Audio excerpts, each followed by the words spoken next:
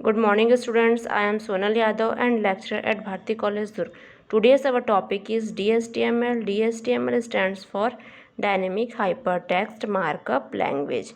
What is DSTML? DSTML is a collection of technologies used together to create interactive and animated websites by using a combination of a static markup language, a client-side scripting language, JavaScript, a presentation definition language, CSS stands for Cascading Style Sheet, and DOM is Document Object Model. DSTML allows scripting language to change variables in a web pages definition language. DSTML इसका पूरा नाम होता है dynamic hyper text markup language. इसे dynamic HTML के नाम से भी जाना जाता है। ये एक नया तरीका होता है जिसके ज़रिए HTML के कोड्स और कमांड्स को संभाला जाता है। ये एक प्रकार की कलेक्शंस ऑफ टेक्नोलॉजीज़ है जिसके द्वारा इंटरेक्टिव और एनिमेटेड वेबसाइट्स बनाई जा सकती है और ये HTML एलिमेंट से अधिक कंट्रोल देता है।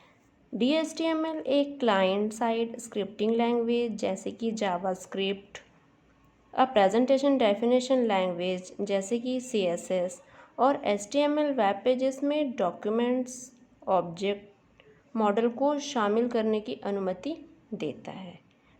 इसमें किसी भी पेज को या पेज में कोई भी हम चेंज करते हैं तो कोई भी इसमें चेंजेस जो है वो आसानी से किया जा सकता है, वो भी बिना पहले वेब सर्वर पर वापस जाए।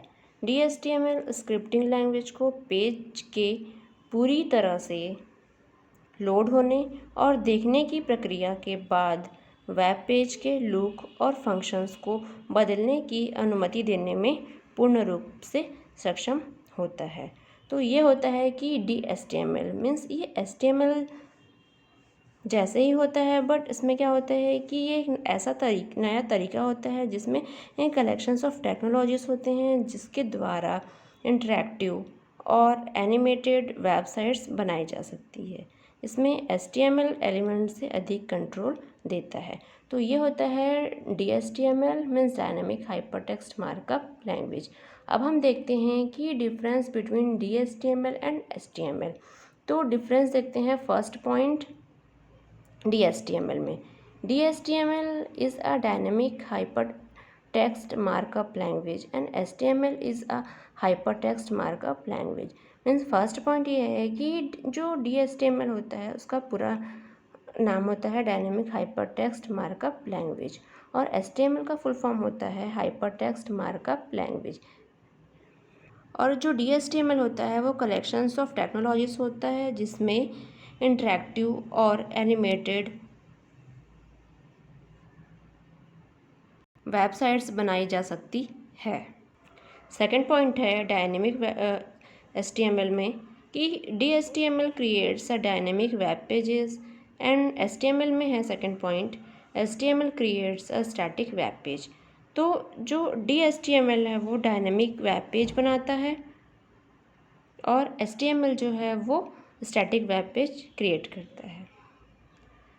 डायनेमिक वेब पेज मीन्स होता है कि जब भी हम वेब पेज क्रिएट करते हैं तो उसमें जो वेब पेज के कंटेंट होते हैं वो फिक्स्ड होते हैं, फिक्स्ड नहीं होते हैं डायनेमिक वेब पेज में। और HTML जो है वो स्टैटिक वेब पेज क्रिएट करता है। मीन्स स्टैटिक मतलब होता है कि इसमें जो वेब पेज के कंटेंट होते हैं वो फिक्स्ड होते हैं, इट इज़ कॉल्ड स्टैटिक।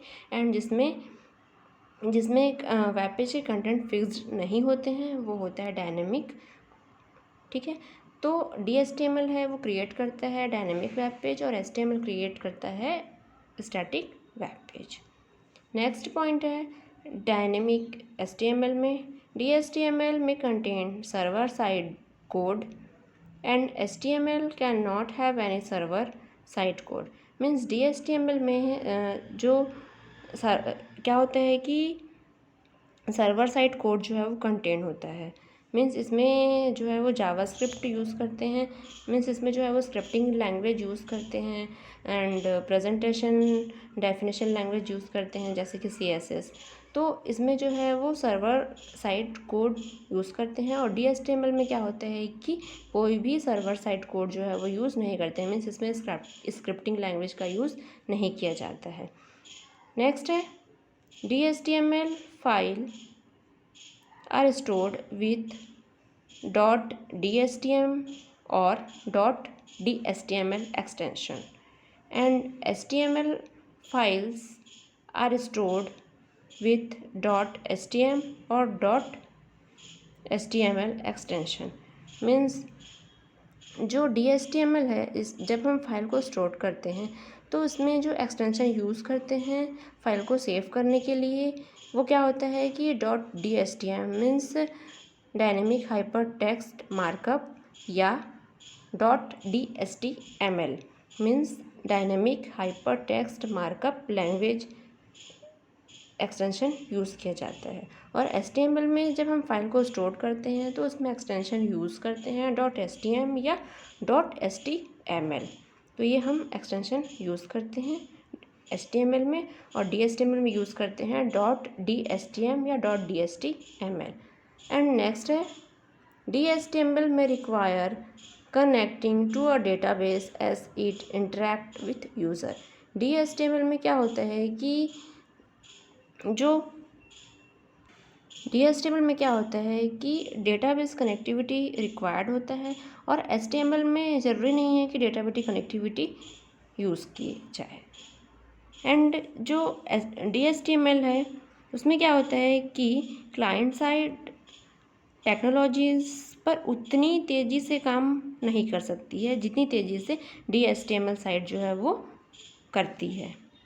ठीक है, तो जो HTML होता है उसमें क्या होता है कि जावास्क्रिप्ट स्टाइल शीट को अच्छे से प्रयोग नहीं करते हैं, लेकिन DHTML में HTML पेज में जावास्क्रिप्ट स्टाइल शीट को अच्छे से प्रयोग किया जा रहा है। ठीक है, एंड DHTML में DHTML के द्वारा इवेंट्स मेथड्स और प्रॉपर्टीज़ का यूज़ किया जाता है, बट HTML पेज पर उतना ज़रूरी नहीं होता है कि इवेंट्स प्रॉपर्टीज़ और उसके मेथड्स को यूज़ किया जाए। तो ये होता है HTML और DHTML में मोस्ट डिफरेंस। मीन्स HTML और DHTML जो है वो जब हम दोनों का ही यूज़ वेबसाइट क्रिएट करने के लिए किया जाता है, बट HTML में क्या होता है कि HTML का यूज़ करके एक सिंपल और general type of website create कर सकते हैं, बट DHTML का यूज़ करके एक जब हम वेबसाइट क्रिएट करते हैं तो उसे इंटरेक्टिव और एनिमेटेड टाइप का वेबसाइट क्रिएट कर सकते हैं। क्यों? क्योंकि इसमें कलेक्शंस ऑफ टेक्नोलॉजीज़ होते हैं जिसको यूज़ करके हम क्या कर सकते हैं, एक अट्रैक्टिव वेबसाइट क्रिएट कर सकते हैं। तो ये मोस्ट डिफरेंस होता है HTML और DHTML में। और HTML में क्या होता है कि हम स्क्रिप्टिंग लैंग्वेज यूज़ नहीं कर सकते, बट DHTML में क्या होता है कि हम स्क्रिप्टिंग लैंग्वेज यूज़ कर सकते हैं। Means client side scripting language जैसे कि JavaScript, presentation definition language CSS और डॉक्यूमेंट ऑब्जेक्ट मॉडल का यूज़ करके हम क्या कर सकते हैं कि एक वेबसाइट को अट्रैक्टिव बना सकते हैं DHTML के थ्रू। और HTML में क्या होता है कि हम एक सिंपली वेबसाइट को क्रिएट कर सकते हैं। तो ये था most difference HTML and DHTML में। Thank you.